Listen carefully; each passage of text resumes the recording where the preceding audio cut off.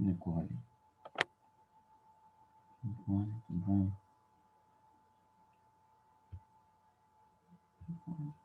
Nicole, tudo bom? Boa tarde. Tudo bom?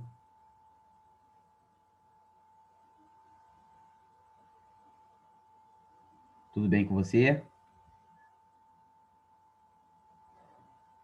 Eu vou ver Oi, se mais. Márcia. Ah, valeu, valeu, boa tarde. Então, vou ver se o Enzo aparece, né? Porque o Enzo falou também que poderia aparecer, talvez mais ou menos nesse horário. Se ele demorar, eu vou passar documentário para você mesmo, tá? Que a ideia era exibir um documentário e continuar esse documentário amanhã, se for o caso, tá? Eu já botei para gravar aqui. Eu coloquei presença para todo mundo, né? Inclusive para você, porque para mim não faz o menor sentido. Pô, a aula era para ter sido ontem e fui eu que tive problemas com a internet e tal, aí por isso que eu dei presença para todo mundo, inclusive para você, estava em dúvida de como eu ia fazer isso, enfim, mas eu acabei fazendo. Aí eu vou rodar o documentário aqui daqui a 10 minutos, só ver se mais alguém aparece.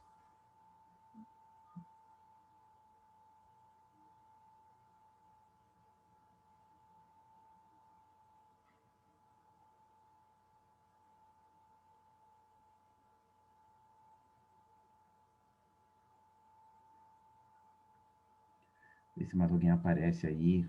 Vamos que vamos. Hora do anarquismo sem Deus nem mestres. Muito bom. O vídeo.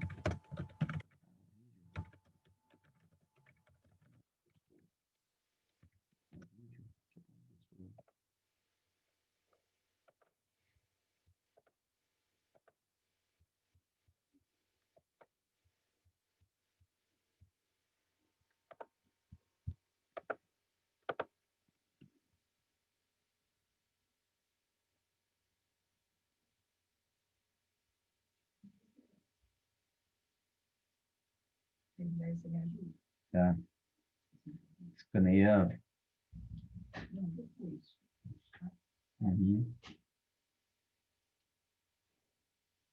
Tá. Falar Gabriele. Gabriele tá entrando aí também. Na reposição aí. Cadê a Gabriele? Ih, cadê a Gabriele? Eu dei permissão para ela entrar. Cadê?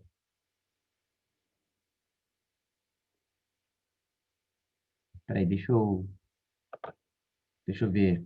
Tá entrando ainda. Tá joining ainda. Tá entrando. Mas eu já dei permissão para ela entrar.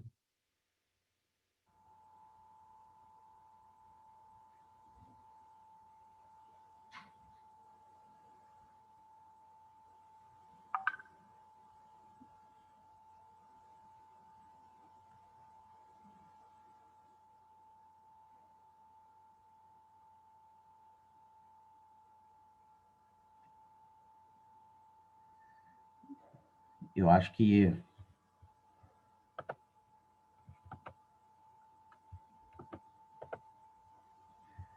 eu acho que a Gabriele tá com problemas, cara. Não sei o que tá acontecendo, que eu dei permissão para ela entrar e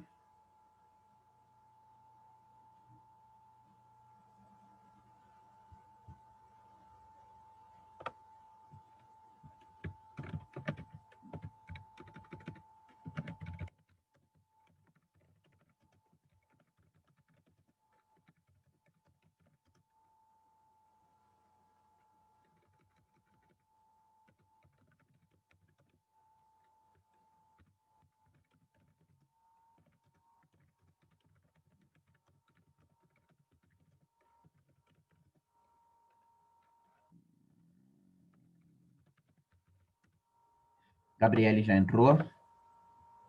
Não, Gabriele saiu. Gabriele caiu. Eu dei permissão para ela entrar. Não sei o que está acontecendo.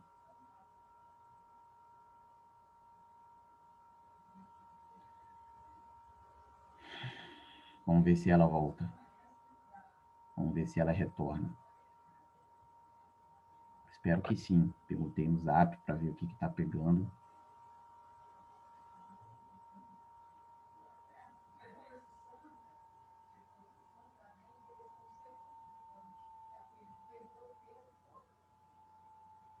Eu dei permissão para ela entrar. Aí, admiti de novo a Gabriela. Vamos ver se.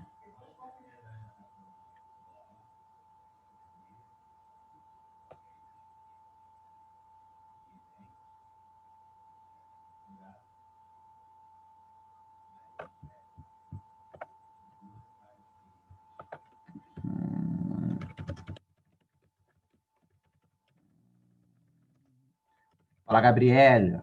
Gabriele. Gabriela. Peraí. Deixa eu ver se eu... Gabriele. Oi, professor. Beleza? Agora deu certo, né? Agora deu tudo certo.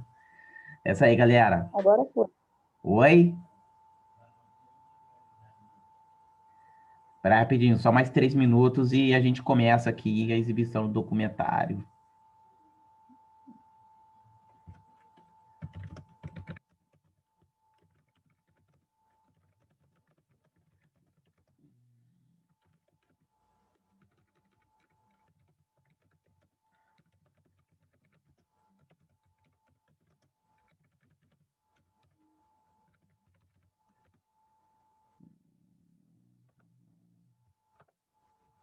Show de bola, gente. Show de bola. Só tô sentindo falta do Enzo, né? Porque o Enzo falou que poderia talvez participar da reposição da aula. A mesma coisa que eu falei para Nicole, tô falando para você, Gabi. Olha só, eu dei presença para todo mundo. Por quê? Porque ontem que acabou faltando fui eu, né? Porque eu tive problema com a internet e tal. Então, para mim, não fazia menor sentido ficar dando presença só para quem compareceu nas aulas, entendeu? Como essa reposição aqui é livre, fiquem à vontade para vocês saírem a hora que vocês quiserem. A minha internet também está instável, mas daqui a pouco eu vou estar rodando o documentário, tá? O documentário se chama Sem Deus e Sem Mestres.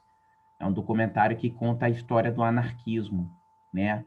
Do movimento do anarquismo enquanto pensamento social e enquanto também movimento de luta. Aí eu queria muito que vocês vissem esse documentário, tal, para porque esse é um tema que vai fazer bastante parte da gente também no nono ano. Eu vou estar explorando bastante esse tema na medida do possível.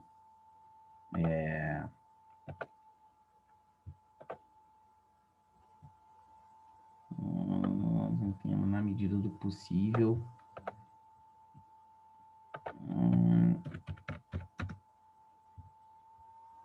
E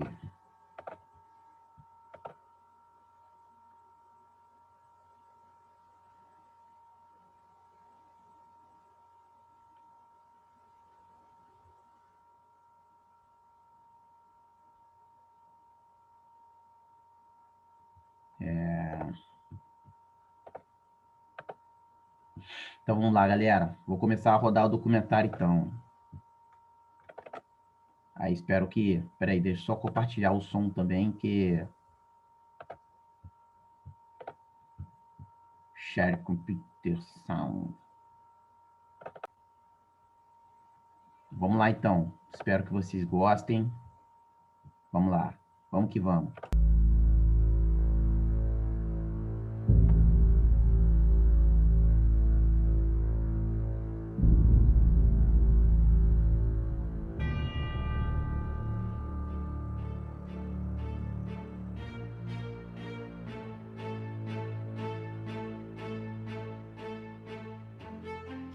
Qui sont-ils?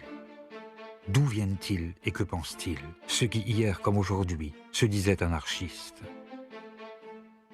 Pourquoi, alors qu'ils furent fichés, leurs visages nous demeurent-ils étrangers? Pourquoi leurs pensées semblent-elles confuses et leur histoire si inquiétante?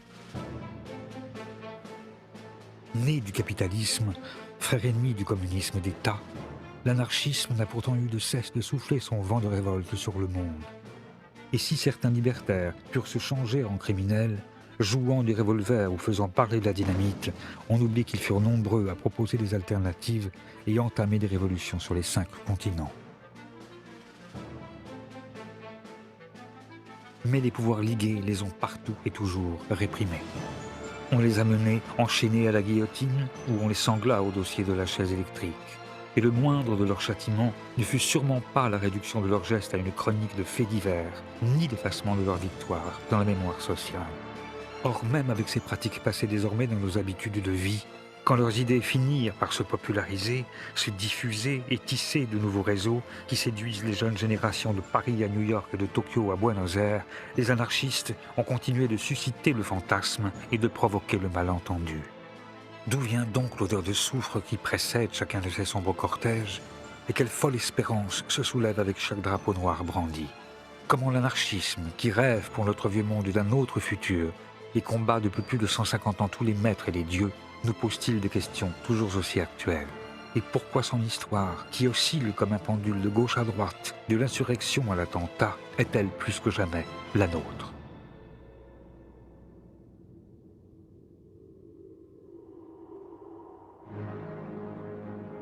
Tout commence en France au XIXe siècle. Ici, comme dans le reste du monde, on assiste à la mise en place d'un système économique nouveau. Partout, le capitalisme fait ses premiers pas.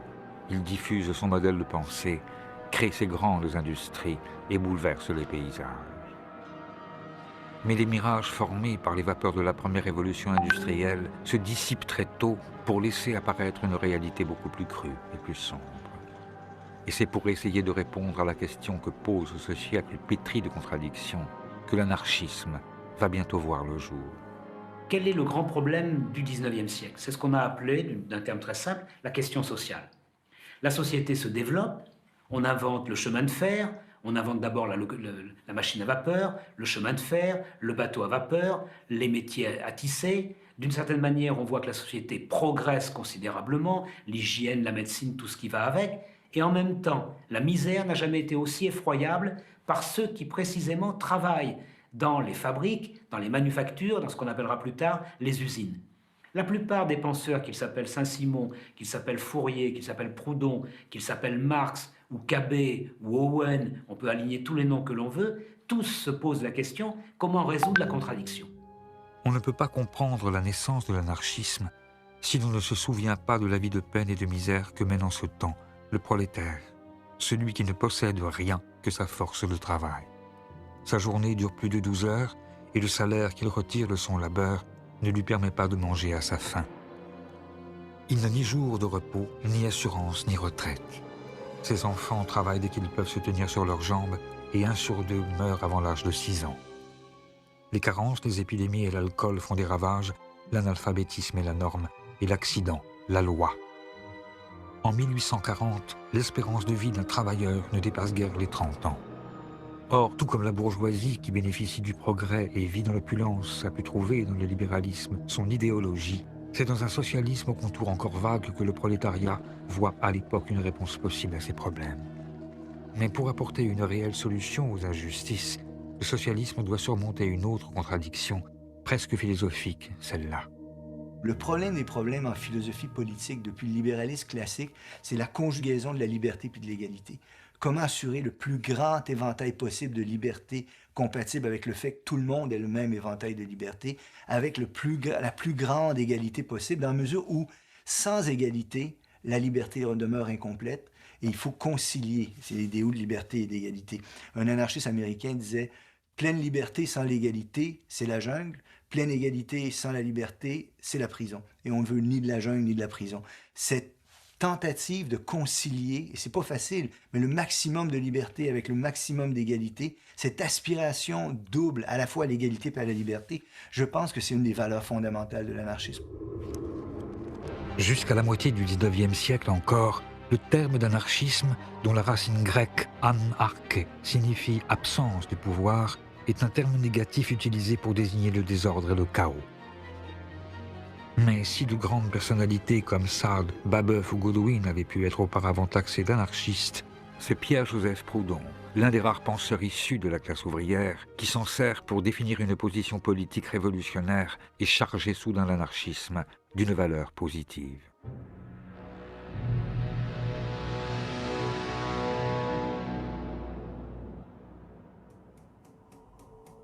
En 1840, Proudhon rédige le mémoire qui le rendra célèbre.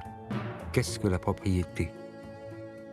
Si la réponse qu'il apporte à cette question, la propriété c'est le vol, fait aussitôt scandale, c'est la profession de foi qu'il prononce quelques lignes plus bas, qui constitue le véritable acte de naissance de la pensée anarchiste. Une formule paradoxale qui dit déjà presque tout. Eh bien, vous êtes démocrate? Non. Peraí. Peraí, galera, rapidinho, só ver quem entrou aqui. Evelyn. Desculpa, é porque a permissão dela estava me atrapalhando, eu tive que parar para dar permissão para ela entrar. Vou retornar aqui. Vou retornar aqui com o vídeo. Desculpa. Quoi, vous seriez monarchiste? Dieu m'en garde. Vous êtes donc aristocrate? Point du tout. Vous voulez un gouvernement mixte? Encore moins. Qu'êtes-vous donc? Je suis anarchiste.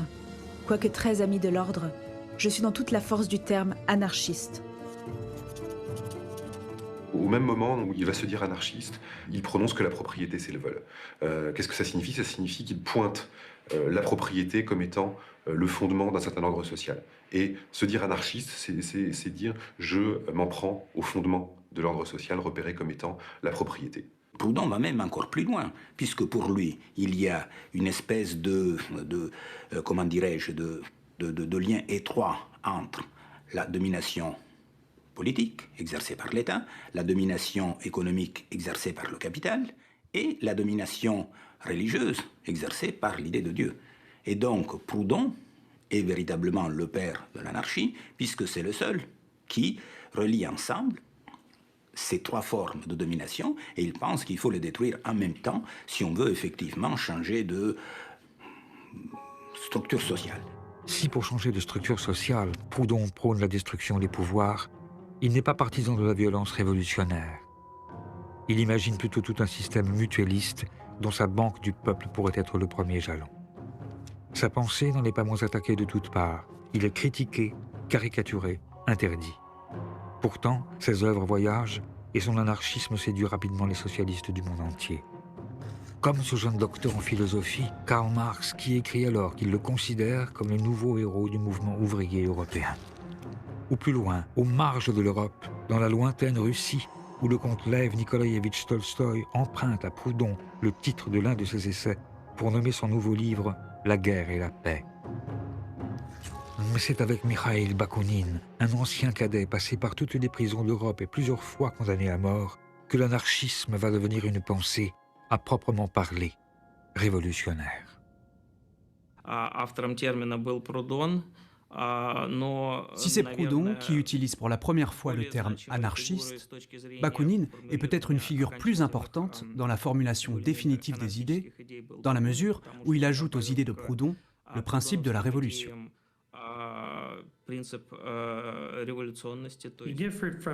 À la différence de Proudhon, en effet, Bakounine prône l'insurrection. Selon lui, la seule manière d'abolir l'État et le capitalisme, c'est une révolution armée. Bakounine entreprend de diffuser la pensée anarchiste au sein de la toute nouvelle Association internationale des travailleurs, plus connue sous le nom de 1864 à Londres, qui affirme que l'émancipation des travailleurs doit être l'œuvre des travailleurs eux-mêmes et qui rassemble à ses débuts plus de 2000 ouvriers, brosseurs, terrassiers, doreurs, charpentiers, menuisiers venus du monde entier, apparaît en effet aux yeux du révolutionnaire russe comme la plateforme idéale pour parachever le projet anarchiste et le faire connaître au monde. À chaque congrès, on discute des moyens de production. Est-ce qu'il faut les collectiviser? Est-ce que chacun a droit d'avoir ses propres moyens de production? Est-ce que ça doit être commun? Est-ce qu'il faut des coopératives? Est-ce qu'il faut des collectivités? Qu'est-ce qu'on fait de l'héritage? Qu'est-ce qu'on fait de l'argent? Quel est le rôle des femmes? Etc. Enfin, tout un ensemble de problèmes qui a jusque-là jamais été abordé. Mais depuis la mort de Proudhon, entre Bakounine, qui apparaît comme l'héritier du père de l'anarchisme, et Marx, qui, lui, avait rompu depuis longtemps avec l'auteur de la philosophie de la misère, les débats dégénèrent. Et leur querelle, autant personnelle que politique, divise bientôt le mouvement socialiste. 3 grands courants émergent. Un courant réformiste, assez minoritaire, qui ne croit pas aux vertus de la révolution. Un courant marxiste, que les anarchistes qualifient d'autoritaire, qui pense que l'ordre nouveau s'imposera grâce à la dictature du prolétariat. Et enfin, le courant anti-autoritaire ou anarchiste de Bakounine, qui prône l'insurrection et la destruction définitive de tout l'appareil étatique. Pour les anarchistes comme pour les marxistes, le communisme est une société sans État, mais les marxistes estiment qu'ils peuvent utiliser l'appareil étatique d'oppression pour construire une société nouvelle, alors que les anarchistes pensent que l'État doit être supprimé dès la révolution sociale, après quoi viendra le communisme. Marx pensait qu'il fallait un parti centralisé, avec une structure hiérarchisée qui serait capable de mobiliser les gens pour prendre le pouvoir, et puis ensuite utiliser ce pouvoir pour créer le socialisme. Bakounine, en raison des idéaux anarchistes auxquels il adhère, en raison de sa méfiance du pouvoir et de l'autorité, est convaincu que c'est une erreur colossale que de penser comme ça. Il a à peu près cette expression prenez le plus grand révolutionnaire, mettez-le sur le trône de toutes les Russies et vous en ferez un tyran dans quelques années. Je prédis, c'est à peu près sa formulation, qu'en Russie, si la révolution qui se produit prend la forme que Marx souhaite, on verra arriver une terrifiante bureaucratie rouge. Avec son mètre 99 et ses yeux impeccablement bleus, Bakounine, qui parle 5 langues, convainc rapidement des membres influents de l'Internationale, comme le Suisse James Guillaume, les Français Élie et Élisée Reclus, l'Espagnol Anselmo Lorenzo, l'Italien Malatesta ou un peu plus tard le prince russe Kropotkin. Et grâce à eux, l'anarchisme s'internationalise et devient la pensée la plus populaire parmi les différents courants du socialisme. Pour être honnête, et même en comptant large, le nombre des marxistes à cette époque dans l'Internationale était seulement de 1000 membres. Alors que les anarchistes, eux, étaient beaucoup plus nombreux. Il y en avait 60 000 en Espagne, 15 000 au Mexique, et leur fédération était bien plus puissante. Devenus effectivement majoritaires en nombre d'adhérents au sein de l'Internationale, les émules de Bakounine et de Proudhon sont particulièrement nombreux en France aussi. Quand éclate la Commune de Paris en 1871, les anarchistes sont donc aux premières loges. Et avec les autres révolutionnaires, ils se lancent à corps perdu dans l'insurrection. C'est un grand espoir, c'est un grand rêve. Tout à coup, une ville entière qui devient autonome, qui se défait des maîtres, qui se défait du vieux monde, qui réinvente tout. Pendant 73 jours, Paris s'insurge, fusille quelques généraux, brûle les cadastres, renverse les vieilles idoles et rend le pouvoir au peuple. Sur les ruines de l'ordre ancien, oubliez les divisions au sein de l'Internationale, les révolutionnaires essaient tous ensemble de bâtir un monde meilleur. On donne à chacun selon ses besoins, on nourrit les indigents, on alphabétise les illettrés, on soigne les infirmes. On sépare l'Église et l'État. Les arts redeviennent accessibles à tous. Les femmes s'éduquent, votent et disposent de leur corps. Et la ville fonctionne presque sans gouvernement. La Commune à la lettre n'est pas un événement anarchiste. Mais c'est la première tentative de destruction intégrale de l'État, de destruction immédiate de l'État. Il y a l'idée, d'un seul coup, d'un soulèvement et d'une prise en main à l'échelle d'une capitale de la vie économique, politique par la population elle-même. Même si la Commune n'est pas anarchiste, ceux qui se disent anarchistes ou ceux qui vont le devenir, comme Louise Michel, sont en première ligne. Et quand le mouvement s'étend aux grandes villes françaises, Bakounine en personne vient participer à l'insurrection lyonnaise. Il abolit l'État l'espace de quelques jours et croit lui aussi que le grand soir est enfin arrivé. Mais déjà, le pouvoir contre-attaque. Les communards élèvent des barricades et se préparent au combat. Au cours d'une longue semaine, dans le Paris d'Haussmann, une guerre civile a lieu où les travailleurs, hommes, femmes et enfants, affrontent une troupe armée et entraînée. Et la terreur contre-révolutionnaire est à la hauteur de l'effroi que la Commune a jeté dans les rangs de la bourgeoisie. La troupe fusille au hasard. La fine fleur du prolétariat est coupée. Paris se change en un immense charnier. Un massacre dont on n'a pas idée aujourd'hui. On a longtemps discuté sur le nombre de morts. 25 000, 30 000, c'est probablement plus près de 20 000. Mais tuer avec les fusils de l'époque, mettons 20 000 personnes en une semaine, c'est quasiment impossible. Ça veut dire que si on a arrêté de tuer le 28 mai 1871, c'est parce que la terre de Paris, parce que les caniveaux, parce que les égouts n'arrivaient plus à absorber le sang. La brutalité de l'écrasement de la Commune de Paris a choqué beaucoup d'ouvriers en Europe et dans le reste du monde. Et les anarchistes se sont dit, si l'État peut agir de la sorte, alors nous aussi nous avons le droit d'agir de la même façon. Ils se sont dit qu'il ne pouvait pas y avoir de changement pacifique. Parce que si on agit de manière pacifique, on est massacré, comme ont été massacrés les communards. Si vous êtes pacifiste, on vous exécute. Une part de la relève anarchiste est assassinée au cours de la Semaine sanglante. Une autre est condamnée à la déportation dans les bagnes calédoniens. Les rares qui échappent à la mort et au châtiment de l'État connaissent l'exil et la misère. Les marxistes profitent de leur diminution pour achever de les exclure de l'international. Mais l'anarchisme survit. Traqué, grimé, Bakounine parvient à s'enfuir.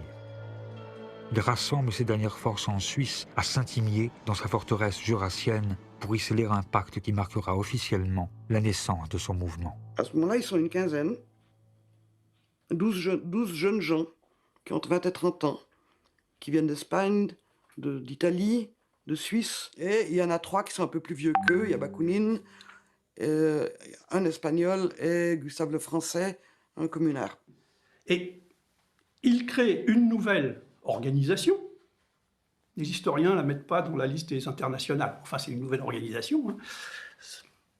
La dénomination qui lui est donnée et qui sera reprise à l'époque a le mérite d'une grande clarté. C'est l'international anti-autoritaire. Qui adopte toute une série de dispositions dans lesquelles on affirme clairement que le premier des devoirs de l'Association internationale des travailleurs, c'était la destruction de tout pouvoir politique. C'est-à-dire qu'à ce moment-là, clairement, il y a pour la première fois une création d'une organisation qui se fixe explicitement des objectifs anarchistes. À Saint-Imier, en signant un pacte d'amitié, de solidarité et de défense mutuelle, les anarchistes prennent leur indépendance. Ils se dotent d'une charte, d'une organisation et d'un programme. Horizontalité dans l'organisation et anti-autoritarisme, radicalité révolutionnaire et internationalisme, athéisme, liberté de parole et de pensée, égalité de tous et refus du jeu des partis, tous les aspects de la pensée libertaire sont rassemblés ici pour la première fois. Les anarchistes y inventent même une nouvelle arme dont l'emploi généralisé aurait la capacité de détruire tout pouvoir politique et de précipiter la révolution. L'instrument, le moyen de la révolution, c'est la grève générale. C'est un terme nouveau qui naît là, avec Saint-Imier. Alors ça n'est pas encore le syndicalisme, ça n'est pas encore moins en termes de comme concept, hein, l'anarcho-syndicalisme, mais tout y est là, tout est en place. Le but, c'est pas d'exister ou de se perpétuer, c'est d'aller à une révolution.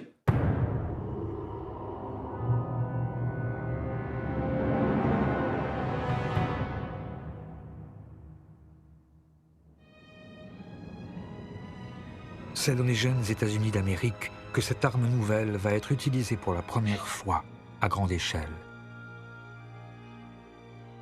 Déposé par les grandes vagues de migration, l'anarchisme, ici aussi, a pris racine.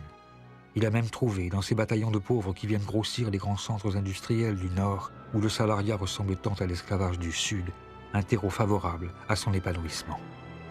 Car au début des années 1880, la guerre civile se prolonge dans des luttes sociales sévèrement réprimées, comme celle des cheminots de Pennsylvanie, où le gouvernement fédéral fait tirer à l'arme lourde sur les travailleurs.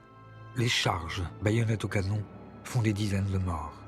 Pour les nouveaux arrivants, le rêve américain se change souvent en long cauchemar. The common story of immigrant anarchists L'histoire générale des émigrants, que ce soit les Italiens, les Allemands ou les Français, est toujours la même.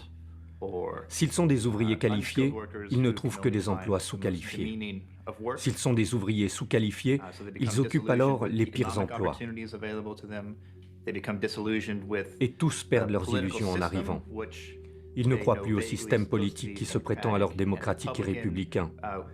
Ils se rendent compte de toute la corruption.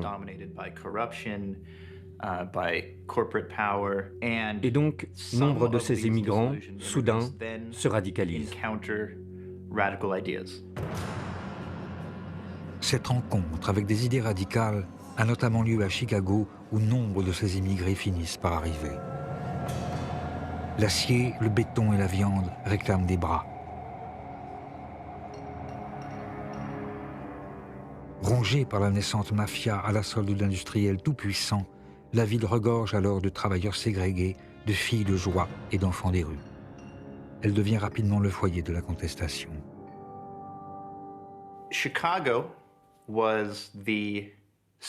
Chicago était le foyer de l'anarchisme aux États-Unis dans les années 1880. Les relations de travail dans cette ville étaient très dures. Il y avait peu de place pour la négociation et les compromis. Les tensions étaient très fortes. Elles opposaient les ouvriers qui vivaient dans une effroyable misère et l'élite économique locale qui refusait tout type de concessions. Inspiré par la nouvelle stratégie anarchiste, en 1886, un 1er mai, qui n'est encore qu'une date parmi d'autres, un mot d'ordre de grève générale est lancé. 340 000 travailleurs se rassemblent pour exiger la journée de 8 heures. La police disperse violemment les manifestants. Les murs se recouvrent d'appels à la vengeance. Le surlendemain, les anarchistes organisent une manifestation de protestation sur la place de Haymarket. Cet événement devient fondateur dans l'histoire du mouvement ouvrier. Les leaders anarchistes ont pris la parole. Mais à la fin de la manifestation, au moment où la police a voulu disperser les manifestants,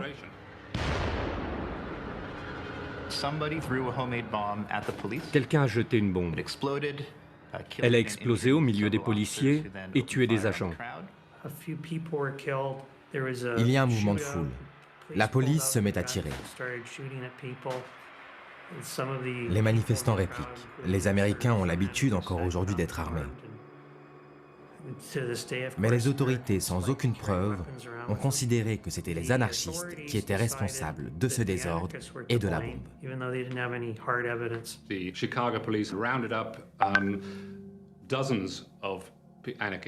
Par la suite, la police de Chicago a raflé des dizaines et des dizaines d'anarchistes. Certains d'entre eux n'avaient même pas manifesté cette nuit-là. C'est vraiment un exemple classique de réaction. La police de Chicago a utilisé cette bombe pour justifier une répression beaucoup plus globale. 8 anarchistes sont accusés d'avoir jeté la bombe. Dans sa plaidoirie, le procureur reconnaît à demi-mot leur innocence. Nous savons que ces 8 hommes ne sont pas plus coupables que les milliers de personnes qui les suivaient, mais ils ont été choisis parce qu'ils sont des meneurs. Messieurs du jury, faites d'eux un exemple, faites-les pendre, et vous sauverez nos institutions et notre société. Sur les 8, 5 sont condamnés à mort. Louis Slings se suicide en prison. Les 4 autres, August Spies, George Engel, Adolf Fischer et Albert Parsons, sont pendus. Ce n'est qu'en 1893 que le gouverneur de l'Illinois a innocenté les anarchistes qui avaient été pendus. Il a confirmé que c'était le chef de la police de Chicago qui avait tout organisé, et même sans doute commandité l'attentat pour justifier la répression qui allait suivre. Ça a provoqué une immense colère, non seulement parmi les anarchistes, mais parmi les humanistes du monde entier. Ce procès avait été inéquitable. Et les anarchistes de Haymarket sont devenus des martyrs pour tous les anarchistes et tous les socialistes. Et par la suite, on pouvait voir leurs portraits partout, dans toutes les organisations ouvrières, non seulement en France, en Grande-Bretagne, mais jusqu'en Amérique latine.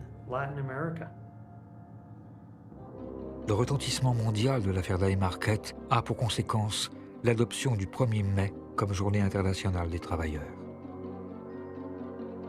Dans les années qui suivent, des manifestations ont lieu partout emmenés par les anarchistes. Mais c'est en France que le massacre de Chicago va faire entrer l'anarchisme dans une nouvelle ère. Celle des bombes et de la propagande par le fait.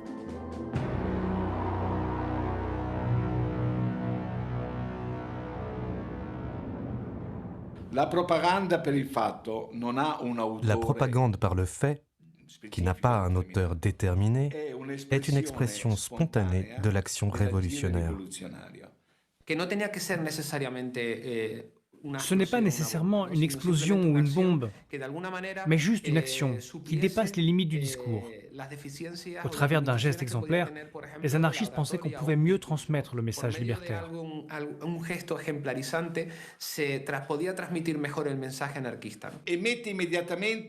Et puis ça met le révolutionnaire au défi. Il ne s'agit pas de faire comme ces révolutionnaires qui parlent et laissent agir les autres. Là, le révolutionnaire agit et il fait la preuve par les faits de sa crédibilité. Cette conception selon laquelle une action d'éclat pourrait créer l'étincelle révolutionnaire qui enflammera l'Occident convainc notamment un certain François Königstein, dit Ravachol. Il adhère au mot d'ordre de Louise Michel et Kropotkin, qui sont, avec Malatesta, les nouveaux théoriciens de l'anarchisme et qui ont appelé à la révolte permanente par la parole, par l'écrit, par le poignard ou la dynamite. Ravachol voit lui aussi, dans la toute nouvelle invention de Nobel, l'outil idéal pour détruire le vieux monde. Il se forme à la manipulation de la nitroglycérine et à la suite de la répression féroce des premières manifestations du 1er mai en France, sa révolte se changeant soudain en fureur, il décide de passer à l'action. Le 1er mai 1891, les anarchistes décident de faire une journée de lutte et d'action. Pas une journée de défilé ordonné comme c'est devenu de nos jours. Et donc, il y a des échauffourées à Clichy, où les flics tapent sur les anarchistes et les anarchistes tapent sur les flics. Et puis, à Fourmies, dans le Nord, il y a une fusillade contre les femmes et les enfants qui sont devant le cortège. Et il y a plusieurs morts. Et c'est à cause de ça que Ravachol pose des bombes. Comme un symbole, Ravachol place ses bombes artisanales boulevard Saint-Germain et rue de Clichy. Devant les portes des appartements du juge et de l'avocat général qui ont condamné à de lourdes peines de prison 3 manifestants anarchistes, il dépose des valises. Les dégâts sont impressionnants. Ces bombes n'ont tué personne. Elles n'étaient que la réponse à la condamnation des manifestants anarchistes de Clichy. Mais la police française, les médias en France, mais aussi au Royaume-Uni et dans le reste du monde, ont alors fait de Ravachol, qui n'aurait pas dû être un personnage important de l'histoire de l'anarchisme, la face sombre du mouvement, son versant destructeur. Le mythe de l'anarchiste poseur de bombes vient de naître. Ravachol fait peur, on le traque. La préfecture se dote d'armes nouvelles, la police se réinvente en scientifique. L'une des premières fiches anthropométriques de l'histoire à réaliser, son portrait s'étale à la une de tous les journaux, et grâce aux nouveaux moyens de communication, son nom résonne dans le monde entier. Le Petit Parisien, le Petit Journal, le Journal et le Matin, les 4 journaux qui tirent entre 700 000 et plus d'1 million d'exemplaires par jour, les unes, notamment de leur supplément de Domenico le dimanche, font tout pour faire peur dans les chaumières. Mais de façon effectivement générale, ces attentats n'ont pas provoqué immédiatement une réaction hostile de toute l'opinion publique. Bien au contraire, Ravachol recueille même plutôt la sympathie du peuple, pour lequel il devient une sorte de héros, comme Mandrin aux cartouches, un vengeur auquel on écrit, sur l'air de la Carmagnole, des chansons. Dansons la Ravachol, vive le son, vive le son. Dansons la Ravachol, vive le son de l'explosion. Pour devenir un exemple de pure révolte, l'anarchiste doit payer de sa personne. Ce n'est pas le terroriste qui fait son attentat et s'enfuit. Au contraire, l'anarchiste doit affronter à visage découvert la société et devant le tribunal revendiquer ses actes. Il doit se servir de son procès comme un formidable mégaphone et faire résonner partout le nom de l'anarchisme. Fidèle à la stratégie de la propagande par le fait, quand 3 jours seulement après l'explosion de sa dernière bombe, Ravachol est arrêté, il assume ses responsabilités. À son procès devant le tribunal de la Seine, alors qu'il sait qu'il joue sa tête, il soutient son geste. Il y a actuellement un trop grand nombre de citoyens qui souffrent tandis que d'autres nagent dans l'opulence. Cela ne peut durer. Aujourd'hui, les anarchistes sont assez nombreux pour renverser les choses. Il ne faut pour cela qu'une poussée. Et la révolution s'opérera. Ravachol est condamné aux travaux forcés à perpétuité, mais rattrapé par une vieille affaire de droit commun, il est condamné à mort. Et c'est par un froid matin, à Montbrison, que sa voix qui allait crier « Vive la Révolution » est coupée par le couteau de la guillotine. Son exécution, loin d'effrayer les autres libertaires, apparaît comme une déclaration de guerre. La presse anarchiste réclame vengeance. On assiste alors à un véritable emballement. Chacun s'y met, encouragé par des publications qui, de rubriques d'études scientifiques en exposé d'arsenal anti-bourgeois, acquièrent rapidement le surnom de presse dynamite. Des bombes explosent un peu partout. Le restaurant où Ravachol a été arrêté est dynamité. Auguste Vaillant, le Guy Fawkes français, prend d'assaut la Chambre des députés. Léon Léautier attaque au tranchet. Amédée Powell se fait exploser devant l'église de la Madeleine. Émile Henry fait plusieurs morts en posant des bombes, dont une au hasard dans le restaurant de la gare Saint-Lazare. On dynamite Faubourg Saint-Jacques, rue Saint-Martin, rue de Vaugirard. À Angers, Le Havre, Boulogne-sur-Mer, Marseille et à Lyon, où cette escalade dans la violence atteint son apogée à la suite de l'assassinat du président de la République Sadi Carnot par un anarchiste de 20 ans, un jeune boulanger venu d'Italie. Caserio, Sante Hieronimo Caserio, profite de la visite du président Sadi Carnot à Lyon pour l'assassiner. Carnot avait été prévenu, il avait été prévenu d'ailleurs par la police, mais aussi par les anarchistes. Galera, amanhã a gente continua, porque a gente continua, aí a gente tenta terminar esse documentário, beleza? Agora 8h31 minutos. Forte abraço para vocês, obrigado por terem vindo e até amanhã.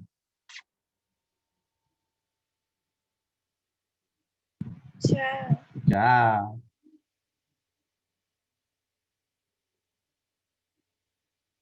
Galera. Isso aí. Amanhã a gente continua aí assistindo o documentário. Espero que vocês tenham gostado do pouco que foi visto. E amanhã a gente continua. Valeu. Tamo junto.